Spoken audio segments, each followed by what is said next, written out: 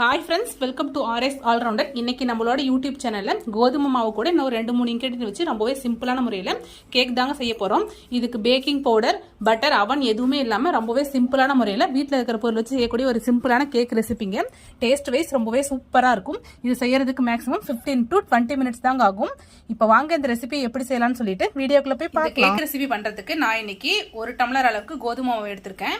நீங்கள் டம்ளரோ கப்போ எது வேணாலும் எடுத்துக்கலாம். இது ஒரு மிக்சிங் பவுல் ஆட் பண்ணிக்கலாம்.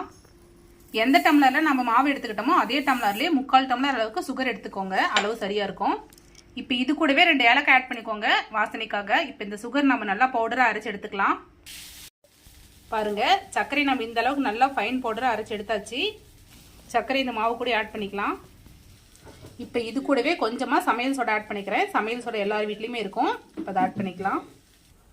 இப்போ இது கூடவே 1 டம்ளர் பால் ஆட் பண்ணிக்கிறேன். நம்ம எந்த டம்ளரில் சர்க்கரை கோதுமை மாவு எல்லாமே எடுத்துக்கிட்டோமோ அதே டம்ளர்லேயே 1 டம்ளர் அளவுக்கு பால் ஆட் பண்ணிக்கோங்க. அளவு சரியாக இருக்கும். இப்போ இது கூடவே 2 டீஸ்பூன் ஆயில் ஆட் பண்ணிக்கிறேன். சன்ஃப்ளவர் ஆயில், ரீஃபைண்ட் ஆயில், இந்த மாதிரி வாசனை இல்லாத ஆயிலை ஆட் பண்ணிக்கோங்க. ஆயிலுக்கு பதிலாக பட்டர் கூட ஆட் பண்ணிக்கலாம். இப்போ இதை நல்லா மிக்ஸ் பண்ணிடலாம். நாம் இன்னைக்கு அவன், பட்டர், பேக்கிங் பவுடர் எதுவுமே இல்லாமல் வீட்டில் இருக்கிற பொருள் வச்சு ரொம்பவே சிம்பிளான முறையில் தான் செய்ய போகிறோம். ரொம்பவே ஹெல்த்தியான கேக் ரெசிபி. இப்போ கொஞ்சம் கூட கட்டி இல்லாத மாதிரி நல்லா மிக்ஸ் பண்ணி விட்டுருங்க. ஒரு கரண்டி இல்லைன்னா விஸ்க் வச்சு கூட நம்ம நல்லா மிக்ஸ் பண்ணிடலாம். இப்போ நல்லா மிக்ஸ் பண்ணி எடுத்துடலாம். பாருங்க, கட்டி கொஞ்சம் கூட இல்லாமல் நல்லா மிக்ஸ் பண்ணியாச்சு. இந்த கன்சிஸ்டன்சியில் இருக்கணும். எடுத்துக்கிற பொருள் எல்லாமே நான் சொன்ன அளவுகளே எடுத்துக்கோங்க. இப்போ இது ஒரு சைடு இருக்கட்டும். குக்கரை அடுப்பை மீடியம் ஃப்ளேம்னு வச்சுட்டு ஒரு 5 நிமிஷம் நம்ம ப்ரீ ஹீட் பண்ணிக்கலாம். குக்கர் ஒரு 5 நிமிஷம் நல்லா ப்ரீ ஹீட் ஆயிடுச்சு. இந்த கேக் ரெசிபி நான் இன்னைக்கு டம்ளரில் தான் பண்ண போகிறேன். அதுக்கு நான் இன்னைக்கு 4 டம்ளர் எடுத்திருக்கேன். 4 டம்ளர்லையுமே ஆயில் அப்ளை பண்ணியிருக்கேன். ஆயில் எல்லா சைடும் படுற மாதிரி நல்லா அப்ளை பண்ணி விட்டுக்கோங்க.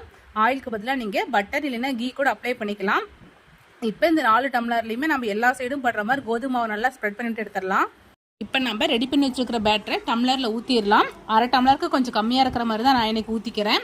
அப்போ தான் கேக் நல்லா ப்ளஃபியாக வெந்து உப்பி வரும்போது சரியாக இருக்கும். இப்போ நம்ம 4 டம்ளர்லையுமே ஊற்றியாச்சு. இப்போ இதை நம்ம குக்கரில் ஆட் பண்ணிடலாம். இப்போ குக்கரில் ஒரு ஸ்டாண்ட் இல்லைன்னா ஒரு கப்போட மூடி இது மாதிரி வச்சுக்கோங்க. இப்போ இது மேலே ஒரு தட்டு வச்சுக்கிட்டேன். இது மேலே நம்ம ரெடி பண்ணி எடுத்துக்கிட்ட டம்ளரை வச்சிடலாம்.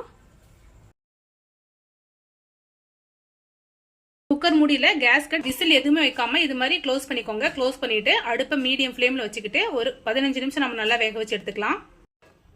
பாருங்க, ஒரு 1/4 மணி நேரம் நம்ம நல்லா வேக வச்சு எடுத்தாச்சு. இப்போ ஒரு கத்தி இல்லைன்னா ஒரு டூத் பிக் வச்சு நல்லா குத்தி பாருங்க.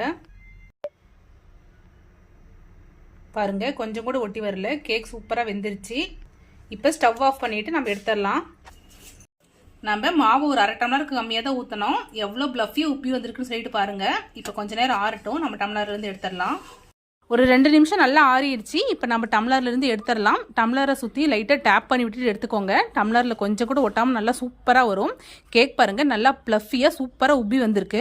நம்ம இதே மாதிரி எல்லா கேக்கும் எடுத்துடலாம். நல்லா சாஃப்டாக இருக்குங்க. ஸோ நீங்களும் கண்டிப்பாக அந்த கேக் ரெசிபியை வீட்டில் ட்ரை பண்ணி பாருங்கள். குழந்தைங்கலேருந்து பெரியவங்க வரைக்கும் எல்லாருமே நல்லா விரும்பி சாப்பிடுவாங்க. டேஸ்ட் ரொம்பவே சூப்பராக இருக்கும். பிகினர்ஸ் கூட தாராளமாக ட்ரை பண்ணலாம். ட்ரை பண்ணி பார்த்துட்டு எப்படி இருக்குன்னு சொல்லிட்டு மறக்காமல் கமெண்ட்டில் சொல்லுங்கள். இது மாதிரி simple recipes and lunch box recipes videos நம்மளோட சேனலில் ரெகுலராக அப்லோட் பண்ணுவோம். இது மாதிரி வீடியோஸ் வேணும்னா நம்மளோட RS ஆல்ரவுண்டர் சேனல் மறக்காம சப்ஸ்கிரைப் பண்ணிக்கோங்க. இந்த வீடியோ உங்களுக்கு பிடிச்சிருந்தா லைக் பண்ணுங்க, கமெண்ட் பண்ணுங்க, மறக்காம உங்களோட ஃப்ரெண்ட்ஸ்க்கு ஷேர் பண்ணிக்கோங்க. தேங்க்யூ ஃப்ரெண்ட்ஸ், தேங்க்ஸ் ஃபார் வாட்சிங்.